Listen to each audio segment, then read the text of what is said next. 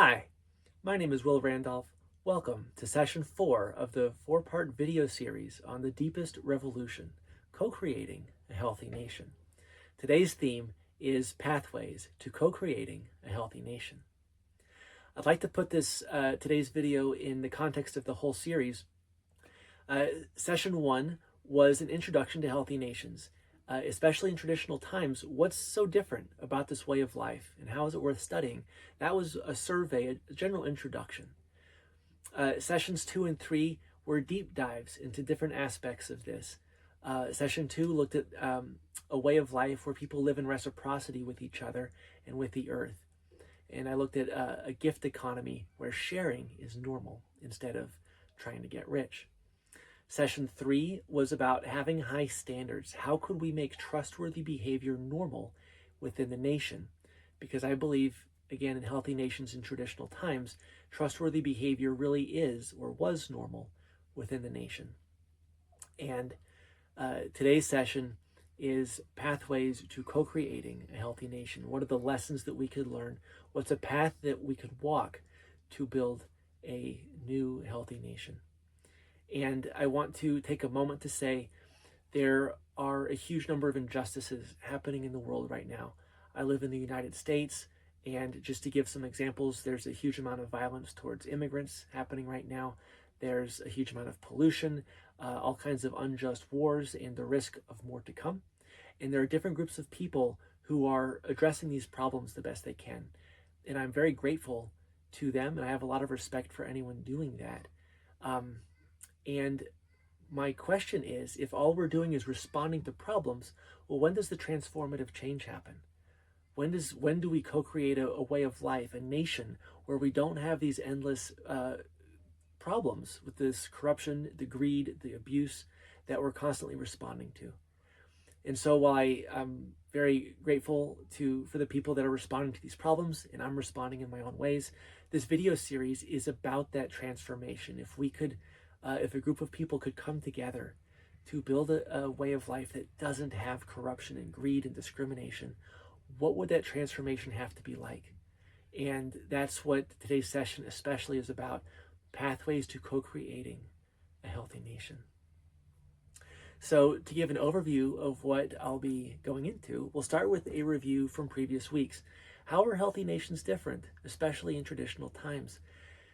And what makes this way of life worth studying? And if you've seen the previous videos, this review will look familiar, but I encourage you to stay with me because throughout this whole session, I'll be referring back to some of these summary slides that I offer, and I think the stories and perspectives I share will have a greater impact if you saw these in the beginning. So I urge you to stay with me through the review. Next, I'll address two questions. Why don't more healthy nations live in traditional times now? And why do so many of us consider ourselves civilized instead of native? And what I would like to do for most of this session is focus on healthy nations and what can be learned and share these beautiful stories I'm so excited to share. But I believe really strongly that if we're going to appreciate this other way of life and embrace it to co-create a healthy nation, we first have to understand our current way of life. What is it that causes us to be in an unhealthy nation with the endless corruption and the greed and discrimination and abuse? And how are we stuck this way no matter who we vote for, generation after generation? If we need to have self-awareness of where we are now if we're going to create this healthy nation way of life. And so with these two questions, I think if we can answer them deeply enough, they can point that path to co-creating a healthy nation. And then lastly, how have other people co-created healthy nations? I am so excited to share some of these stories. There are stories from people who have done this before. This doesn't have to be theoretical. I have these stories I'm so excited to share, and there are many more in my books too if you would like to hear more. But I'd like to dive in now to the review. And I'd like to start with this question that I've started the videos with so far. What is a totally trustworthy person like? If you could imagine someone that's totally trustworthy in every way, what qualities or behaviors would that person need to show to be totally trustworthy? And I will go through this pretty quickly because it's the fourth video, but if it's your first time, I'll go over it enough to catch you up a little bit. I believe a person would need to always tell the truth, always keep their promises, and act in service, right? Someone who's selfish and only thinking about themselves is not very trustworthy. Someone who always confronts injustice or stands up for what's right. In those, I consider all of those aspects of integrity. There's bravery, right? You don't just tell the truth when you feel like it. You tell the truth all the time. And even if it's scary or uncomfortable, and that goes for all of these things. A brave, if this totally trustworthy person, I also believe that they would protect me from danger if I was in danger. In order for this person to really be totally trustworthy, they would need to show up for me in that way. A totally trustworthy person would also share if I was hungry or in need, that they would share with me, and that we could have a reciprocal relationship where we're both sharing with each other and giving to each other over time. A totally trustworthy person would seek the truth instead of just believing whatever rumors or accepting ignorance and just believing superficial things, right? They would seek the truth. And since no one is perfect, even this totally trustworthy person, they're not perfect either. So, but when they make a mistake, they take accountability for it. And that's part of what makes them so trustworthy, is they consistently take accountability when they do make mistakes. And since I'm not perfect, I make mistakes too. And when I make mistakes and I take accountability for it, this totally trustworthy person, they would have compassion for me. They would see my humanity, see that I am an imperfect person, but that I can grow from it and I can do better in the future, and that we can still have a strong relationship. And bringing out the best in me, or holding me to high standards, right? If I'm lost in alcohol or an abusive relationship, that they would build me up, build up my self-worth, my self-confidence, to help me be my best self. And that they would also, this totally trustworthy person, be living a meaningful life themselves. So my question then is, if you wanted to have a friend this trustworthy, what kind of friend would you need to be? And the answer is, you would need to be that kind of friend too. Someone equally trustworthy, right? And if you need to treat someone else the way you want to be treated, well, what does that sound like? That is the golden rule, which is to treat others the way you want to be treated. And I believe that is the basis of human trust. That gets to the heart of what human trust even is. I believe our desire to trust each other is actually our desire to trust that the other person will fully embrace the golden rule in every way. And so, if you could imagine a way of life where within the whole nation, people can have deep trust in their neighbors and leaders, what would that way of life have to be like? I believe it would be a way of life where everyone in the whole nation fully embraces the golden rule. And that means you're not just allowed to share with each other, everyone is expected to share. You're not just allowed to confront injustice, everyone is expected to confront injustice. And so I'd like to highlight the sort of basic patterns that I see. I've studied dozens of healthy nations in traditional times, and they all have their differences with different food or clothing or different rituals. But I believe there are a few things that all healthy nations have in common in traditional times that allow them to live in a beautiful way with each other within the nation. One thing I see is that everyone ensures the laws work for everyone. Solidarity and mutual aid are normal. Everyone is expected to share with each other and protect each other. Everyone is expected to confront injustice. And leaders are fully accountable. So examples of healthy nations are the Ashaninka, the Apache, and the Potawatomi. I got to spend time with the Ashaninka, who are still living in this way right now, and I lived with them in 2015 briefly. Totally changed my life. It showed me what's possible. The Apache and the Potawatomi are not able to live this way currently. They haven't been for very approximately around 150 years. And I'll go into that more in a few minutes.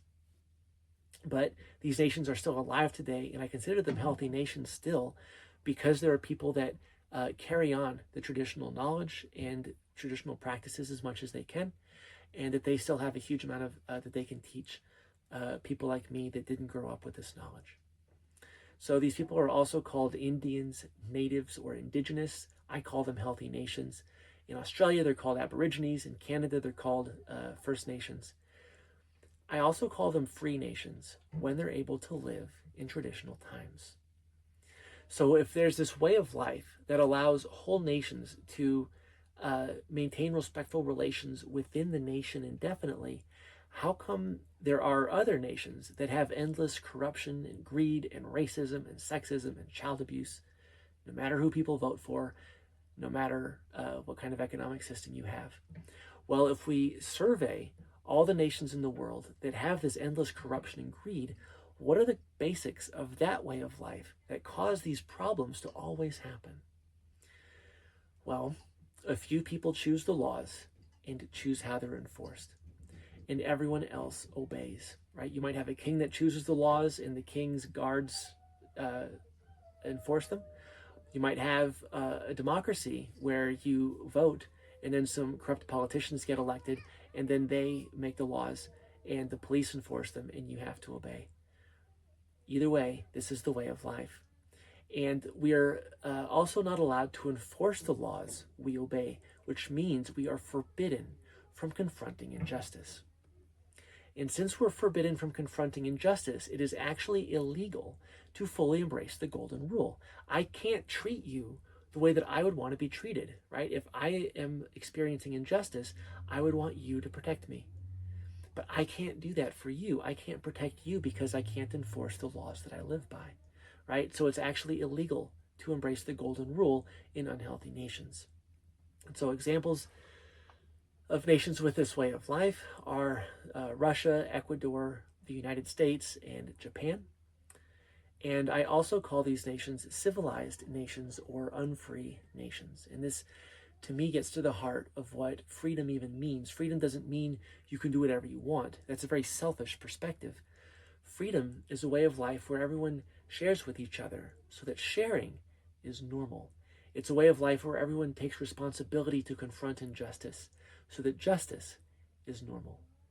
And ultimately, I believe freedom is a way of life where everyone in a nation embraces the golden rule. And that is, I believe, the deeply satisfying way that humans can have with each other within a nation. So I would like to spend a lot of time going into stories from healthy nations and describing these pathways to co-creating a healthy nation from where we are right now in the midst of the corruption and greed. But in order for us to appreciate these paths to co-creating a healthy nation, we first need to understand how we're stuck in the situation we're in right now, again, in an unhealthy nation. And so to understand that situation, I want to address two big questions. The first is, why don't more healthy nations live in traditional times? And the second is, why do most of us think of ourselves as civilized? In other words, why don't more people think of themselves as native or indigenous? And I believe that the answers to these questions can show the path to co-creating a healthy nation. So before getting to the questions, I want to offer a preface. The answers to these questions are not pleasant. But the left versus right politics that we have, whether it's in the United States or Brazil or Russia or many different unhealthy nations, left versus right politics isn't addressing our deepest problems. The United States has had elections for 250 years, and yet here we are with the endless corruption and greed. And so if voting could make a nation healthy, it would have worked by now. So what I ask of you is, let's be brave together and acknowledge our real political situation. We must have the courage to confront reality if we want to co-create a healthy nation. We must have that self-awareness of what's really going on. So you may not be part of the healthy nations that I'm about to describe, but all of us have ancestors who lived in a healthy nation way, right? Native or indigenous people, we all have ancestors at one point in time who lived this way. And so all of our ancestors went through something similar in order for us to be civilized as the things I'm about to describe. And lastly, I want to say the stories that I have to share are very sensitive. There's been a huge amount of abuse and needless suffering, and very little to no accountability or resolution or even acknowledgement. And so my intention here is to honor the stories by learning their deepest lessons so that we can keep these stories from happening again. So to get to the first question, why don't more healthy nations live in traditional times? Well, they were conquered. But what does it mean to be conquered? Well, if you think about what happens after you're conquered by another nation, well, other people make the law and other people enforce the law. And that is also our way of life within our unhealthy nation. A few people choose the law and they choose how it's enforced. Well, after you're conquered, you have to obey the laws you're given. And in unhealthy nations, that's our way of life. We have to obey the laws that we're given. After you're conquered, you can't enforce your own laws anymore. Even the laws that the authorities give you, you can't enforce. And that is also our way of life in unhealthy nations, which means we are forbidden from confronting injustice. After you're conquered, you can't live by the golden rule anymore, right? Again, because we can't confront injustice. And that means that after you're conquered, it's illegal to fully embrace the golden rule, and that is our way of life in unhealthy nations. And so what this tells me is that whether we're a democracy or a monarchy or a theocracy with a religious person in charge, whether we're a capitalist or communist or socialist, this way of life that we have is the way of life after people have been conquered and they haven't been able to free themselves, right? Those are all just different variations of unhealthy nations where people have been conquered. So I'd like to address the second question. All of us have ancestors who lived in healthy nations at some point in the past. Humans evolved to live in a traditional way for millions of years. So why don't most people think of ourselves as native or indigenous? Why do people, so many of us, think of ourselves as civilized? For example, there are people like Robin Kimmerer of the Potawatomi or Martin Brechtel of the Tutuhil Maya, and I've quoted them in this series, and they have to live our way of life too, right? They, I think, currently both live in the United States, and so they live in an unhealthy nation, but they consider themselves native or indigenous, whereas the vast majority of us don't. So why is that? Well, a collection of Haudenosaunee writers produced a book called Basic Call to Consciousness, and they published this version in 2006. And they have a question and answer section. And in the one question is, what does colonialism mean? And their answer is that colonialism is the process by which we are systematically confused. Colonialism from the word colony, to be controlled from afar.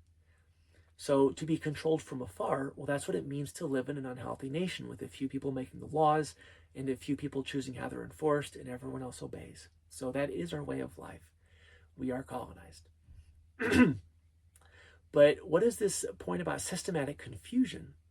Well, my question is, how have people been confused so we won't even know what a healthy nation is even like, right? I go talk to people all the time.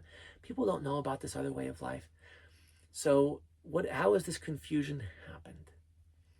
And what I believe is there has been a huge amount of pressure to forget traditional ways and become civilized. So what I'd like to do at this point is go through many examples of this pressure historically and in the present day. How are people and how have people been pressured to forget traditional ways? So one example is centuries of shaming, racism, hatred, and fear. In my books, I go into detail. I make the case that things like systemic racism and systemic sexism, excuse me, come from unaccountable political and business and religious leaders in any unhealthy nation. They come essentially from the ruling class that force these qualities on people. And so what do we see? Well, centuries of shaming Indians by calling them primitives and lazy. We see racism, where Native people have been called uneducated. and hatred and fear, where indigenous people have been called barbarians, savages, and the Antichrist. And as one example, they were called savages in the American Declaration of Independence, which is an example where the richest and most influential people in the British colonies, and later the United States, encouraged this kind of racism and hatred. And unfortunately, when this kind of thing is encouraged, a huge number of people will then embrace these hurtful qualities. So another example of this pressure to give up this traditional way of life or to forget about it is government mandated kidnapping and child abuse. So for more or less a century, from the 1800s to the late 1900s, children in many unhealthy nations were kidnapped and sent to Catholic boarding schools. Police would go onto Indian reservations and take the kids and send them to places where there was a huge amount of physical and sexual abuse, and many kids died. And one aspect of this was that they were trained to feel deep shame about their traditional culture. One example of this comes from the Lakota man Whitehat, who said, "I was so angry that I was born an Indian that I didn't want to live."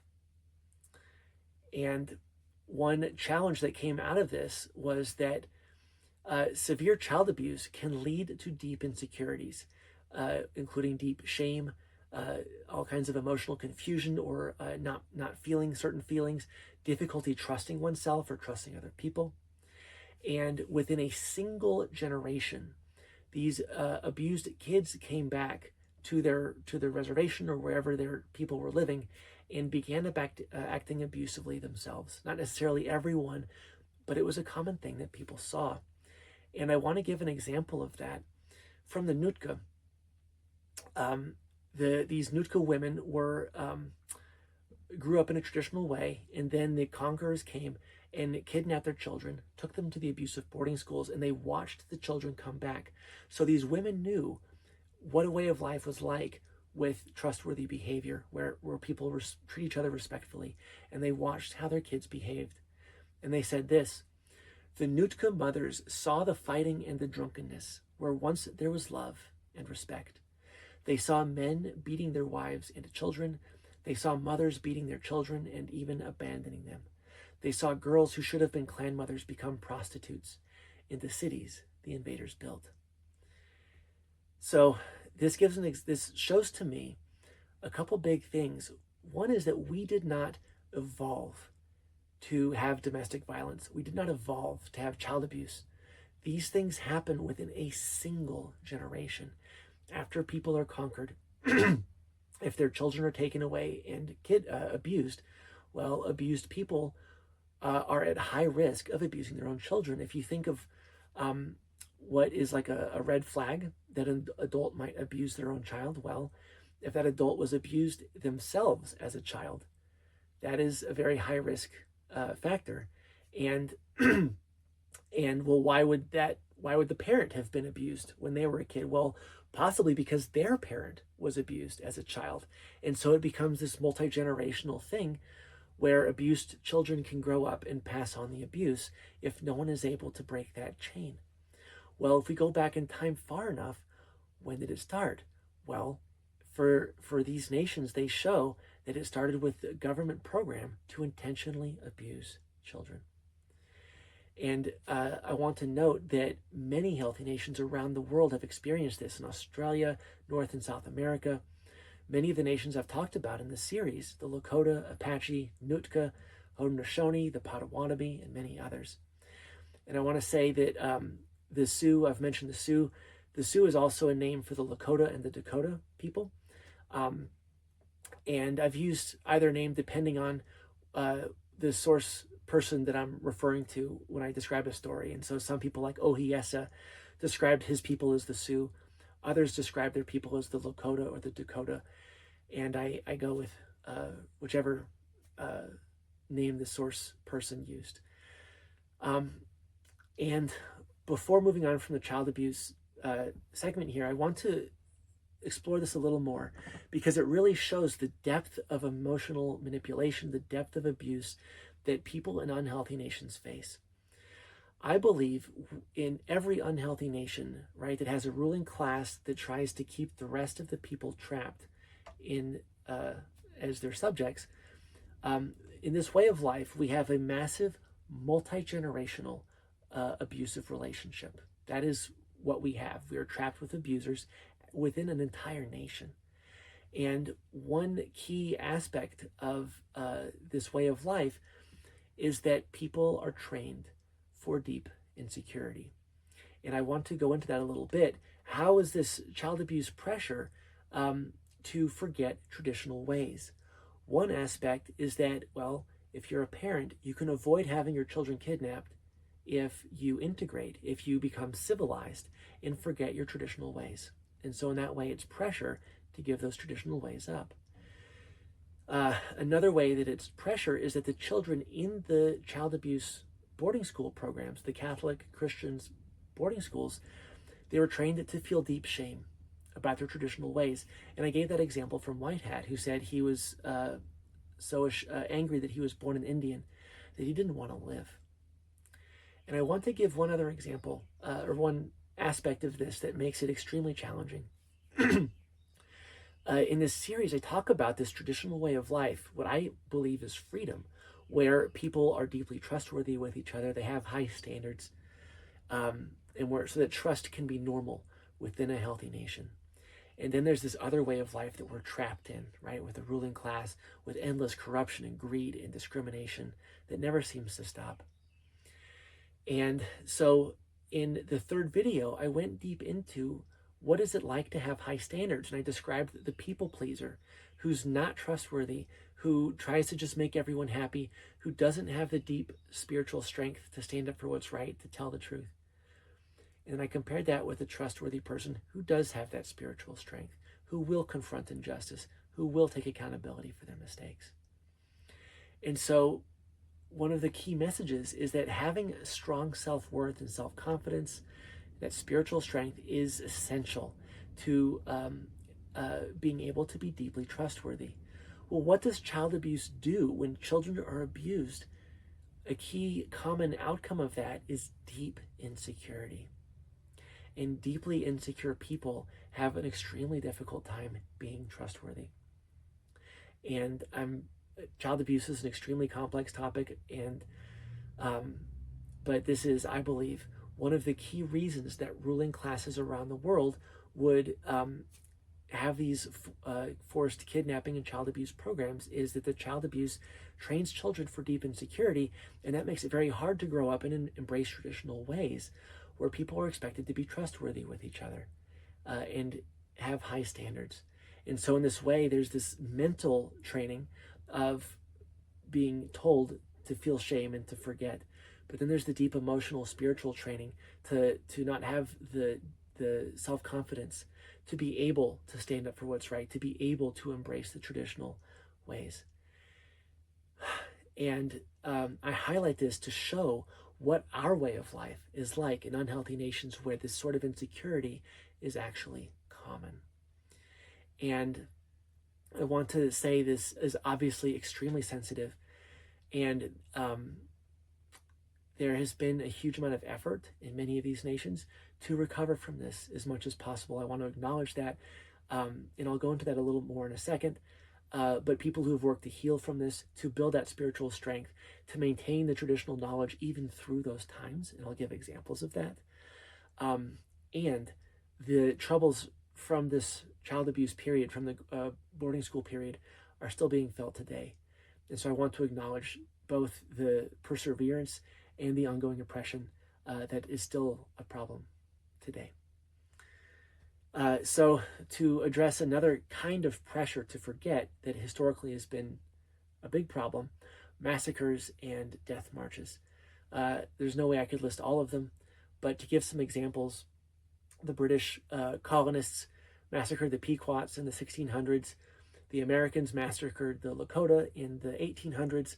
The Guatemalans massacred the Tutihil Maya in the 1900s with support from the Americans.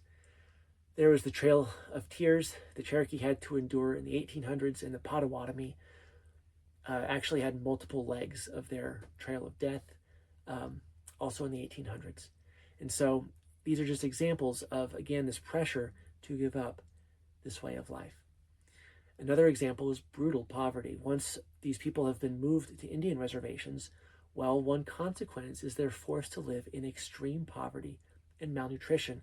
And here a picture is worth 1,000 words.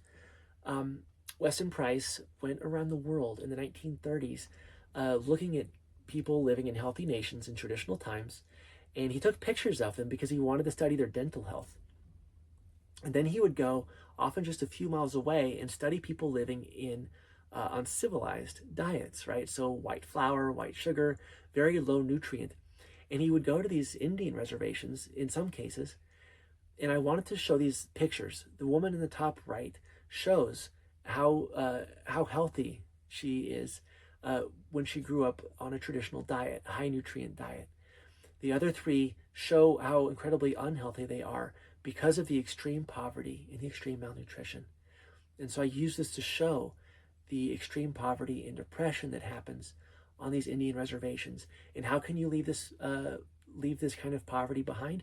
Well, leave the reservation, civilize, integrate, and leave this healthy nation, these traditions behind, right? So this poverty is pressure to forget.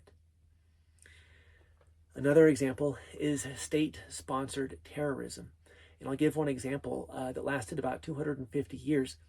The British colonists and later the U.S. American states enacted programs where they would pay private bounties for scalps. So private citizens would just go kill random people of healthy nations and scalp them, men, women, and children, including in peacetime, and bring the scalps to the state and get paid for it.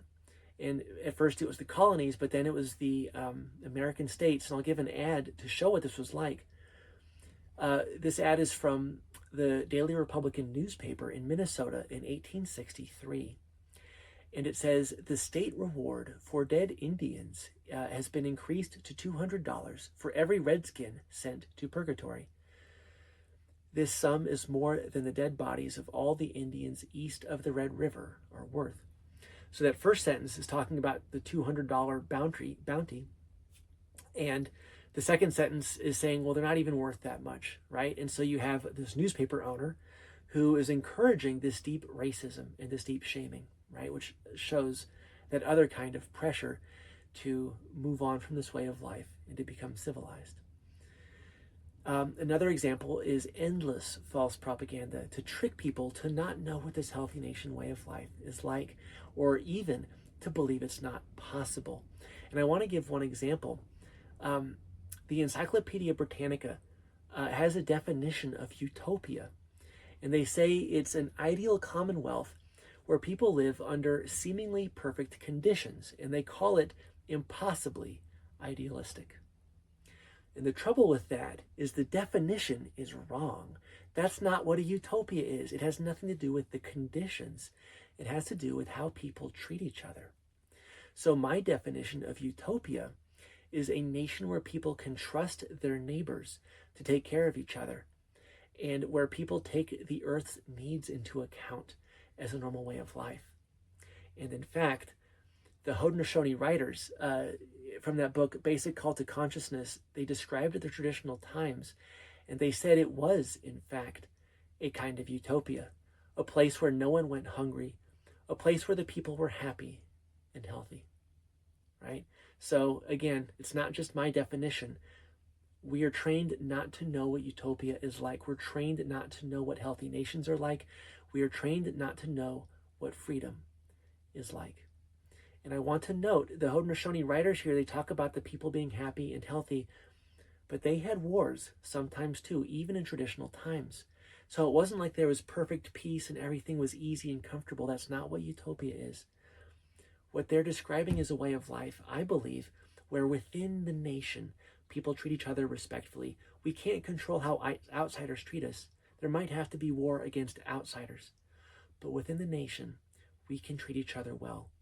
And I believe that's what they're talking about here. So another kind of pressure to forget is that the healthy nations have many times had their language or their culture outlawed. So one example is that many countries outlawed speaking the native languages. And I have some examples here: the Australia, Canada, the United States. There were many others. And they were also forbidden from traditional practices like dances and other things. And this went on for a very long time, around a century or perhaps longer, depending on the locality. And you might ask yourself, well, if this was forbidden for so long and heavily punished, if this was forbidden, how did I find out about this? Well, I'll tell you. One example comes from the Lakota man, Gilbert Walking Bull. His parents hid him from the government police kidnappers, and they raised him in a traditional way, and he then mentored others, right? So the parents and other elders in his society, they saw what was happening to their children, and they couldn't protect all their children anymore, but some of them were able to protect a few, or maybe at least one child, and they took him far away and raised him in a traditional way, at least as much as they could given their circumstances. And so he grew up with this traditional wisdom and these practices, and then he mentored others. And I want to say that I count one of my most influential mentors as John Young. He founded the Kumana program, now called Living Connection First.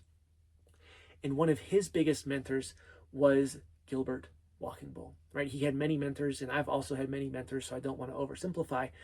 But when I trace my lineage back, not blood lineage, but knowledge and practices, my lineage goes to Gilbert Walking Bull, and it goes to his parents and other elders who protected him from the government abuse programs. And so if you embrace the perspectives and the practices that I'm offering in these videos, well, this will become your lineage too. And I want to, acknowledge I get kind of emotional about this. As you can tell, I've spent a lot of time studying these terrible stories and learning about how me and my ancestors played a terrible part in this, how I'm part of this today, whether I like it or not in some ways. And I want this to end. I'm tired of these stories happening over and over and over. So I'm passionate about bringing awareness to these things and ultimately co-creating a healthy nation where we could live without this kind of corruption and greed. So thank you for bearing with me. And I want to offer another example from the Nootka. This book, Daughters of Copper Woman, focuses on women's perspectives, and it describes these women who were no longer allowed to even talk about traditional times. They were expected to just become Christian and like the white people and so on. And the book described how, and I'll quote from these women, the mothers kept the ancient wisdom by meeting in secret, often in the churches of the invader, pretending to believe what the priests taught, being very careful of what they said, guarding jealously that which they knew, right? So the women knew how beautiful this traditional way of life was, how beautiful the wisdom was, and they knew how important it was to keep it alive despite the oppression, despite this huge pressure to forget. And as you can tell just from this short description, they went to huge lengths and huge personal risks to do that. And now that's also partly my lineage because of what I learned from them through this book. So one last aspect of pressure I want to highlight is terrible temptations to integrate, to become civilized, to embrace selfishness. So one example would be the government's encouraging private land ownership. There's an example, the U.S. Dawes Act gave private lots to Indians.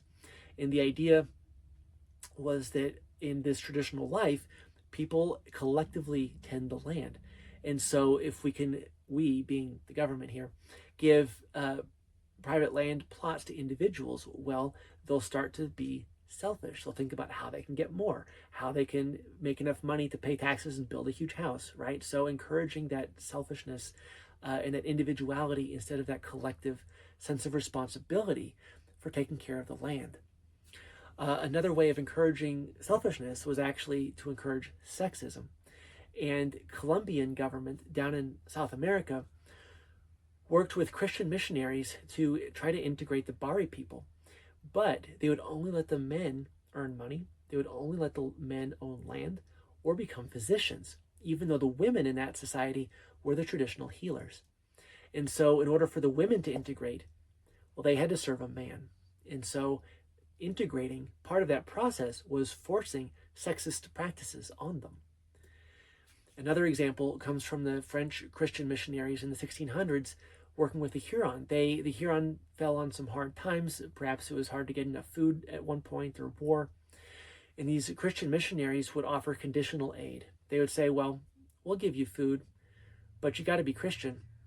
And so the men had to become Christian, and the women had to serve the men. And I offer many more details, and in fact, I offer citations for all of these things in my books, available at my website, if you'd like to learn more. But I want to summarize this. What's the result of all of this pressure to become civilized and forget traditional ways? What is the outcome of all of this pressure over many, many centuries? Well, most people have forgotten their healthy nation ancestry. Most of us consider ourselves civilized, not native. We don't know what a healthy nation is like. We're not trained for deep integrity, bravery, generosity, awareness, and deep connection with the earth. And we promote ineffective political movements because we don't know what freedom is like. And I'm not the only person that has this perspective.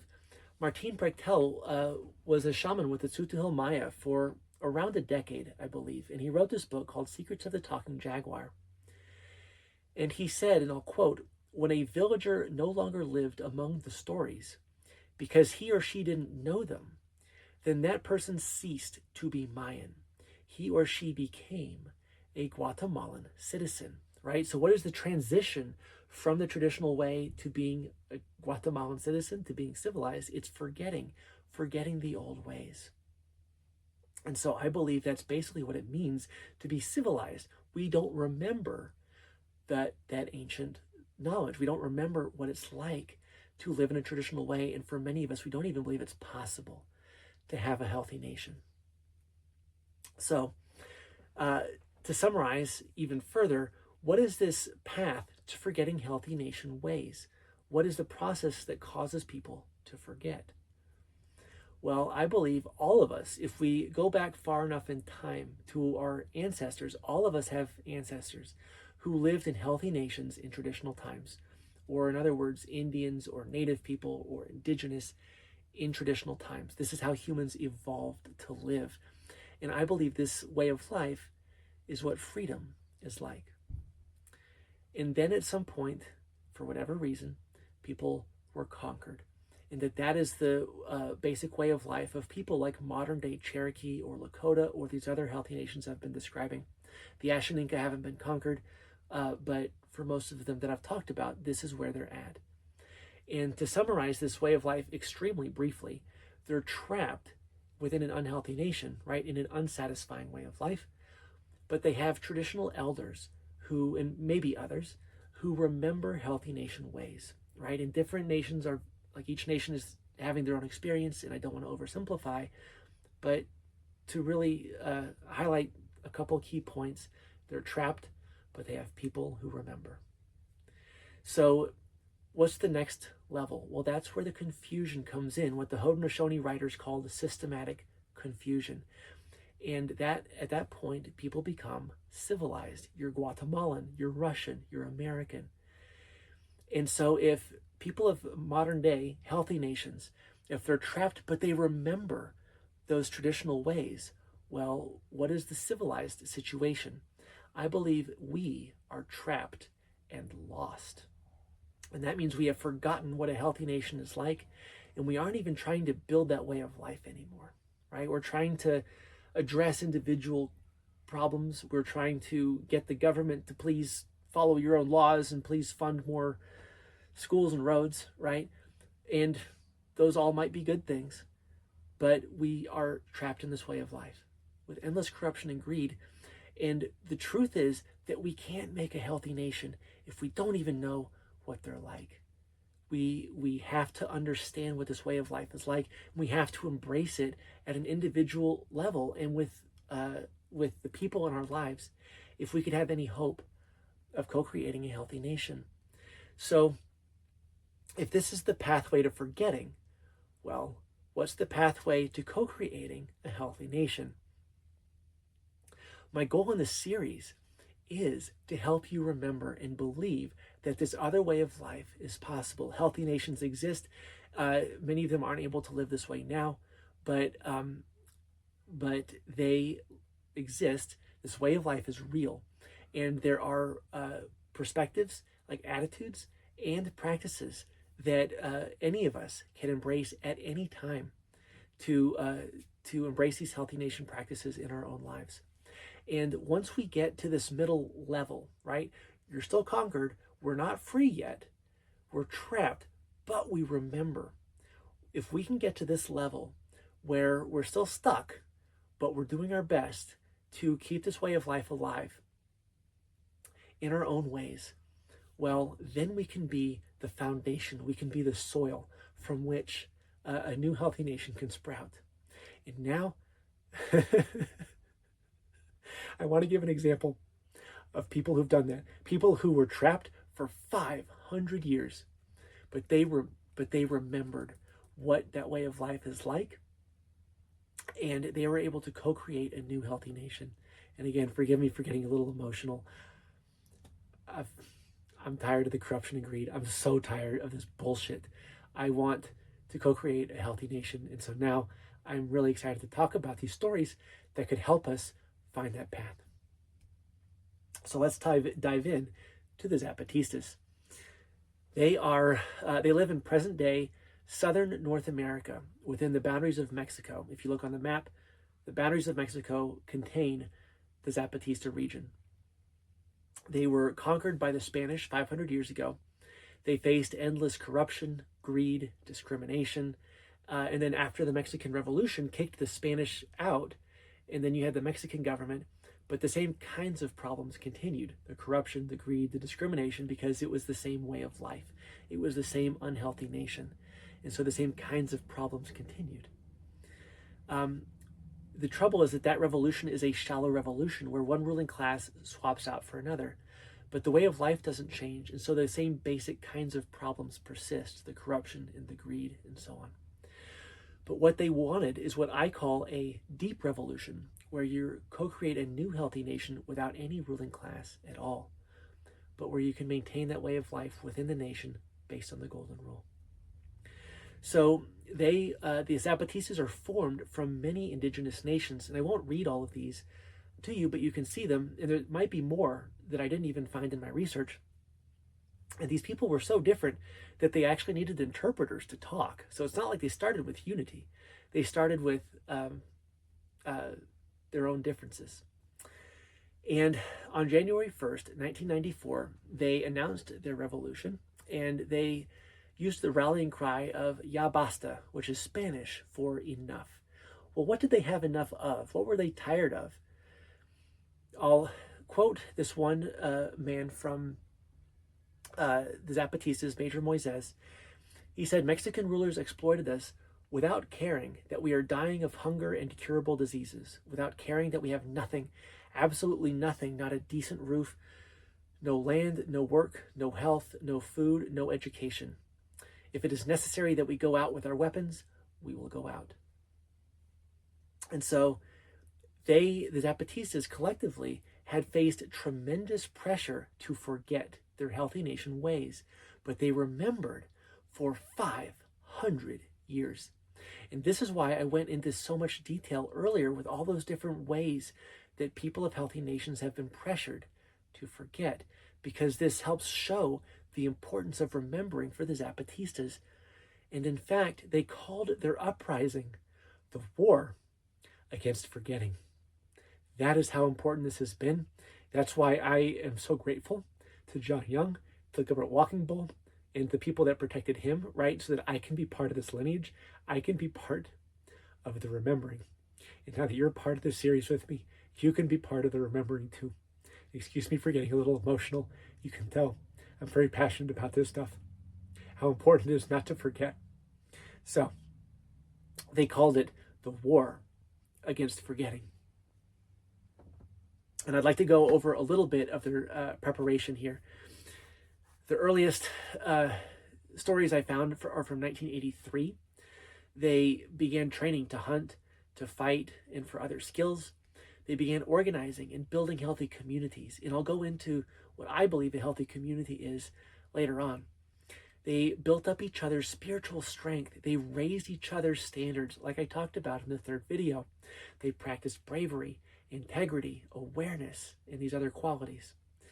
They helped each other remember and believe in traditional ways, right? It's easy to, if you grew up with endless corruption and greed, it's easy to just think that this is all there is. This is how humans are. Not true. So they helped each other remember and believe that another way of life really is possible. They gathered resources and they prepared laws, and I'll go into some examples. On January 1st, 1994, they did not take over the government because if they succeeded, this would make them the rulers, and they wanted a society without a ruling class. So what they did instead is they announced their territory and their laws, and they prepared to protect themselves. So what happened? Well, freedom is not allowed. We're not free people. And so when people do try to free themselves, they face a severe response. And the Mexican military responded very strongly. This one woman named Major Ana Maria said she saw 30 helicopters and thousands of soldiers. Hundreds of tanks and other military vehicles came to confront them and try to resubjugate them. And by the way, I'm using first names because that's all these people published online in their essays. She said they have begun to arrest and to torture the civilian population, right? So it's not just a military response, it's this illegal paramilitary violence that often happens as well. But she said the government wants to finish us off, but the Zapatista army is very large and is everywhere, right? They knew not to trust the laws that they lived under. They instead prepared to protect themselves. They knew there would be violence, and they prepared for it. So at this point, you might be asking, are they the real deal? Or did they just talk the talk? Or did they really create a healthy nation? And I actually found something I'm excited to share, an interview of many Zapatista women. And they say it's not perfect, but they did create transformative change. And I want to offer an example of sexism. So in 2014, this researcher and professor named Sylvia Marcos traveled to the Zapatistas, and she interviewed, this is a woman interviewing Zapatista women. And so when I hear women speak about sexism, that to me is a sign that tells me, are things really changing, or is it more of the same? So I want to share some of these quotes with you that convinced me that this is real, that the Zapatistas really did create a healthy nation with this beautiful way of life that I've been talking about in this series. So before 94, this one woman said, the capitalists had us believing this idea that women are not valuable. After 94, this woman said, as women, we have the same rights as men. We have the right to decide which duties we can carry out in the communities. Before 94, this woman said, the Zapatista woman said, the women suffered a lot before 94. Humiliation, mistreatment, rape. And after 94, in those Mexican organizations, there are many problems of rape and mistreatment, while with us Zapatistas, it is not that way. So this shows me, like these stories show me, there really was a profound transformation that the Zapatistas are worth learning from. So I want to share some more stories from them now. And I actually like to share a little bit of the history of what they call the Revolutionary Women's Law. How did they make this law? What's it like? And I think it has some beautiful stories. It's one of my favorites that I'm excited to share with you. So, preparing the law. Commander Ramona and Susanna, two women who traveled to women's groups around the region and consulted with them on this draft Revolutionary Women's Law. They traveled to dozens of towns. They consulted thousands of Healthy Nation or indigenous women, and they took several months to do this. And every women's group had to give feedback and approval. So I want to offer this as an example. If you think back to that slide I had very early in the review section of those Healthy Nation patterns, like what are common aspects that allow people to live in a good way? Well, everyone ensures the laws work for everyone. And in this case, these women were going around making sure that this law was going to work for everyone. In this case, all the women who would be affected by it.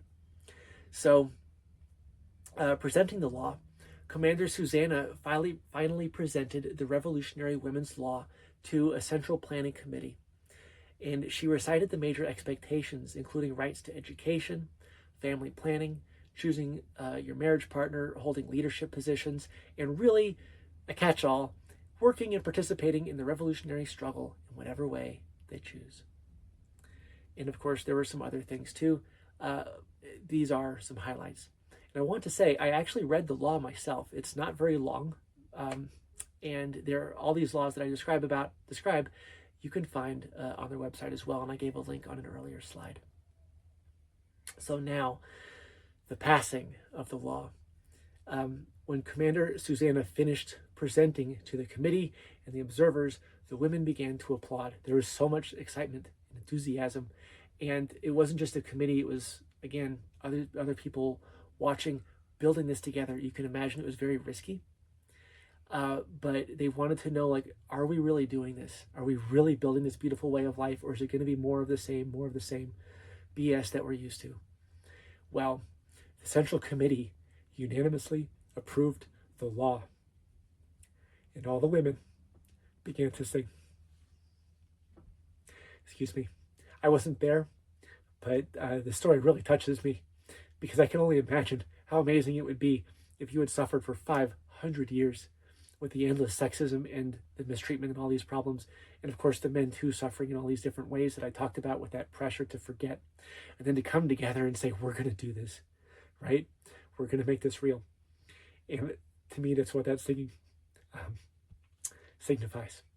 And I want to offer this as an example of leaders being fully accountable, right? They didn't say, oh, that sounds nice. Let's poll the public again and we'll see what the support level is for this. They didn't refer it back to committee. They didn't shame the women. What do? Unanimous approval for what the women said they wanted. This is what good leadership looks like.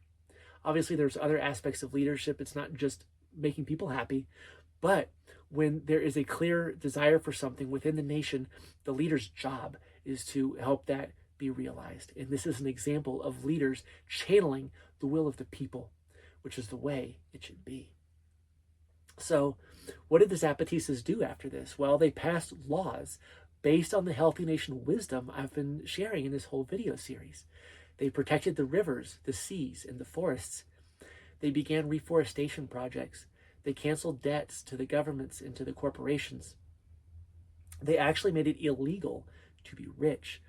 And one example of this is that anyone with over a certain amount of acreage of land had to give up the excess for communal farming.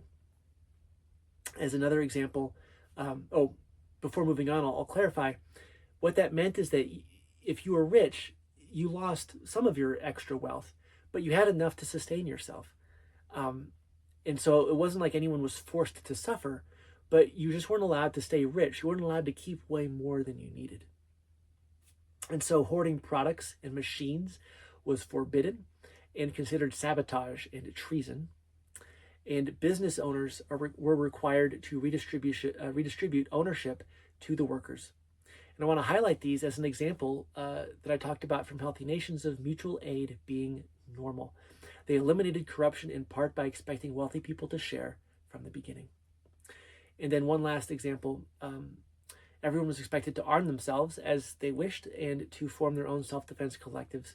And this is an example showing how solidarity can be normal. So I'd like to talk about violence for a second. The Zapatistas have an army and warriors, and they use violence. But isn't violence bad? A lot of people have this perspective that violence is bad. And aren't warlike societies bad and peaceful societies good? Well, my question for you is this. If someone physically attacked you, would you want your friends to bravely protect you, or would you want them to shy away and be glad it wasn't happening to them? Well, I would want my friends to protect me. Wouldn't you want that? And just like I want my friends to protect me, my friends will want me to protect them. That's that way of life based on the golden rule, where people stand up for each other as needed. And indeed, many healthy nations in traditional times had very fearsome warriors. And just to give one example that shows this, the U.S. military named a lot of military equipment after them.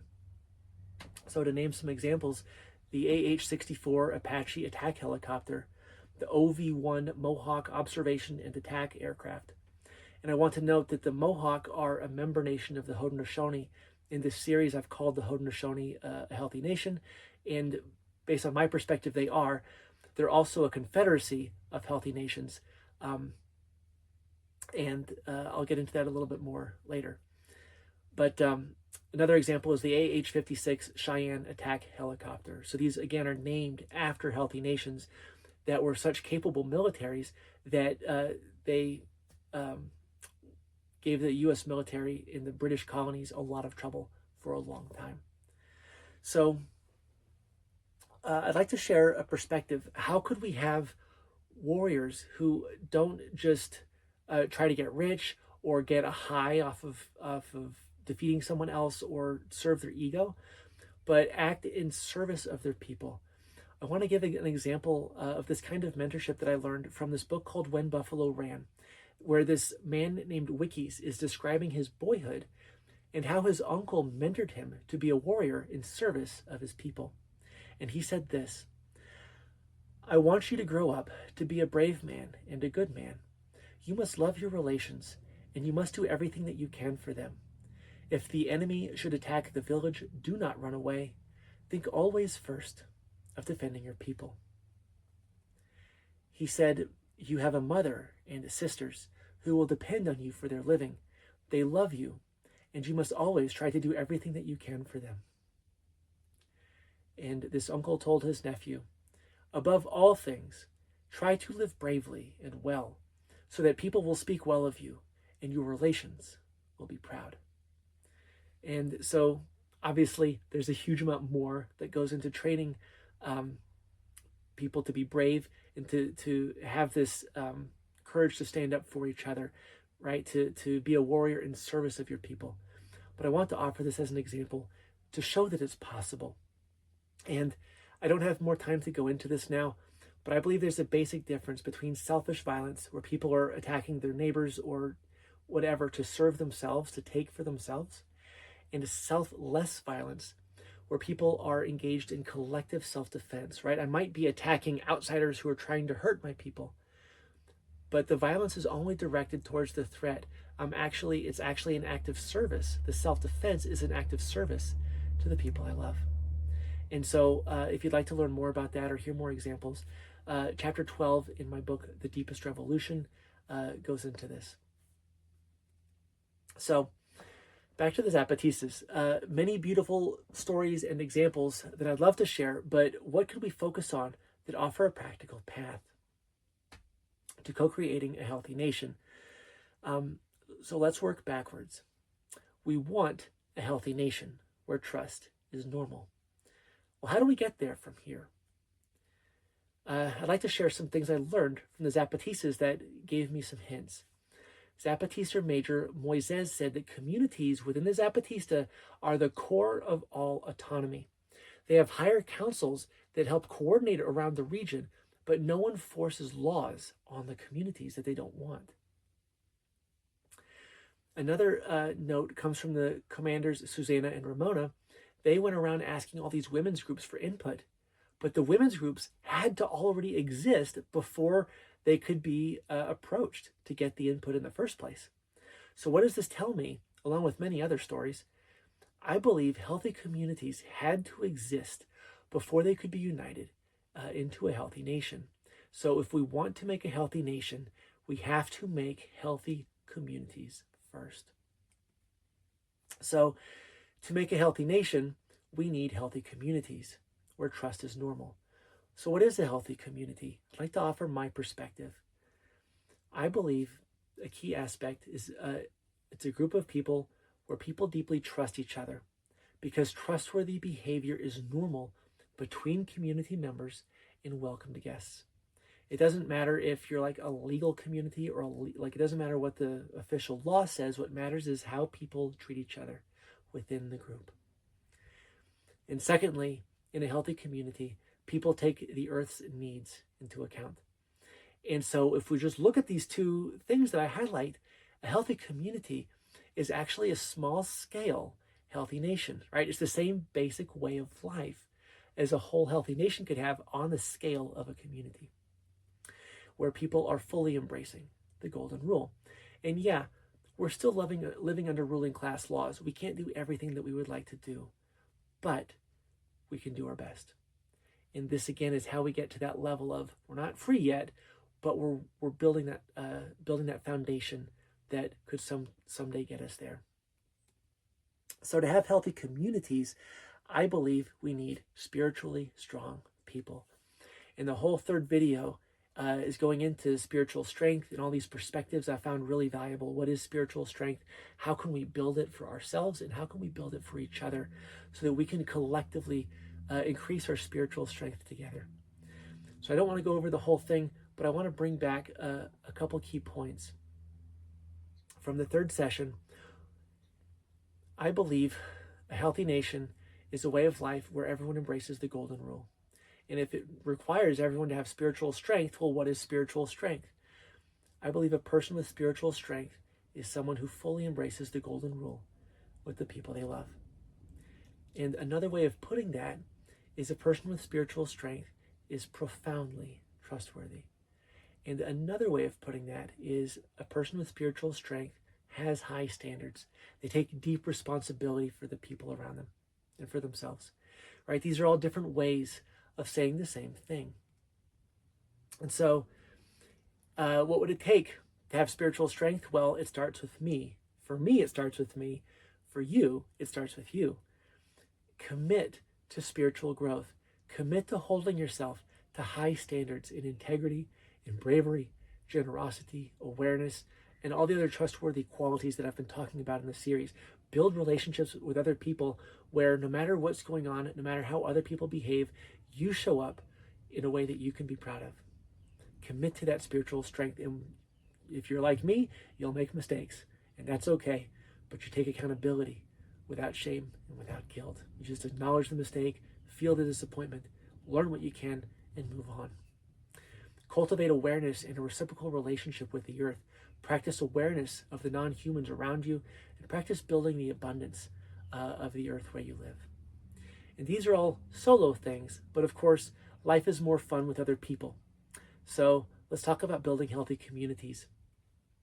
If there was a group of people that were committed to that path of building that spiritual strength, committed to building deep relationships with each other, what perspectives could help them form a healthy community? Well, how can you form a healthy community? I believe the path is to build the most amazing friendships ever. And what does that mean, to build an amazing friendship? Well, I believe it would be a friendship where people share with each other and take care of each other, and to take care of the earth together. And this was the theme of the entire second session, or the second video. Also, in an amazing friendship, people would have high standards. They would expect integrity, right? Expect telling the truth, keeping promises, taking care of each other, right? Sharing over time. And when someone slips, right? If I break a promise, this person would lift me up, build my self-confidence, see my unmet potential and help me reach it, to be my best so that I can show up in a good way in the world, right? Really amazing friendships. And then I'll also say, help each other remember and believe that healthy nations are real, and embrace these healthy nation practices. And that was the theme of session 1, that survey, to show that this is real. So maybe, I don't know if you've suspected it for this series, this isn't just about healthy nations, it's also about having amazing friendships, because I believe that's the part of the path, building these deep relationships on the path to building a healthy nation. I'll also say It's important to enjoy life together. I don't have a video on that, but I'll leave it as an exercise for you. And so what I suggest is build a healthy community, one amazing friendship at a time. And so what's another way of putting this that can help it make more sense? Well, I aim to build friendships where people are deeply invested in each other, where people take initiative to notice the other person, notice what would be of service to them. Is if I'm bringing them food, am I helping them feel better if they're sick? Or by bringing them food, am I helping them wallow in their self-destructive patterns? And what I could do is help build their self-confidence so that they can take care of themselves, right? I'm noticing the person that I'm friends with and what best would help them. And so in this kind of friendship, people would support you if you're hungry or if you're attacked, and they expect the same from you. Someone who would lift you up if you're doing less than your best in life or you're out of integrity. And yes, we can't protect each other from everything. That's part of the problem with our way of life.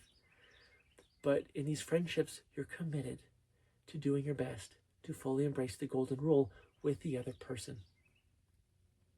So I'd like to say, where do laws come from in communities? Well, if we think about what a law even is, it's a law is an expectation that we have for each other. It's behavior that we expect or we expect you not to do, right? So we're used to having the laws given to us, but in a healthy community, how can we make laws? What's the spiritual foundation of our laws? Well, if you think back to the third video, high standards are high expectations. If I have high standards for you, well, I expect you to act with integrity. I expect you to be generous. I expect you to seek the truth, and you expect the same from me. Well, what are laws? Laws are the expectations, right? And so when we have high standards, those become the laws that we live by. We expect integrity. We expect generosity. And so those become the law. And this gets to the heart of why spiritual strength is so important. This is a way of life that requires people to have the strength to have these high standards. And that means your integrity or your dignity is actually your urge to uphold the laws you live by. So for example, if everyone has integrity, then everyone's confronting injustice so that justice is normal, and that becomes the way of life. And one influence that showed me this was the Haudenosaunee in their book, Basic Call to Consciousness, where they said our culture requires that every individual live in service to the spiritual ways and the people. And I'm not Haudenosaunee, and I don't want to put words in their mouth, so I'm offering my interpretation of this or my lessons that I'm taking from it. But they, the Haudenosaunee have their own spiritual practices and beliefs and many other things. But if I can pull the deepest lessons out of this, the lessons that would also, I believe, be true for these other healthy nations, I believe this is the heart of it. Building the spiritual strength so that we can be deeply trustworthy with each other in all the ways that we want to trust. So, what are we supposed to do? Are we supposed to go out in the woods and build little healthy communities in isolation and super secrecy? I don't think so. I say, let's make every community healthy. If it's worth being part of a community, it's worth raising our standards together and making it healthy so that we can trust each other deeply. Whether you're part of a school group, a church group, a women's group or a men's group, a book club or an intentional community, right? These are all different kinds of communities we're part of. And for many of us, we're just used to sort of getting along and being happy with each other and trying to have a good time. Maybe we address conflict sometimes. But what I'm inviting you to do is build deep relationships where trustworthy behavior is normal, where high standards are normal within these groups, whatever groups you're part of. And of course, there are many other kinds of communities, and I want to highlight some that are addressing different injustices that we have. There are labor unions, activists who work against unjust wars, immigrant support groups, feminist groups, earth skills and traditional skills education, environmental groups, and racial justice groups. These are examples of movements that are addressing different aspects of our collective trouble. And again, my strong urge is whatever group you're part of, if it's worth being part of a group, make it healthy. lift the standards for yourself, right, by holding yourself to high standards, and then invite your friends and the people you're working with to also have high standards. Raise the bar for the spiritual strength so that within whatever group you're part of, you can have these deep trust relationships. And my question for you is, what happens when we can form enough healthy communities? Well, I believe we could unite the healthy communities to co-create a healthy nation. This is what I've learned from the healthy nations I've studied.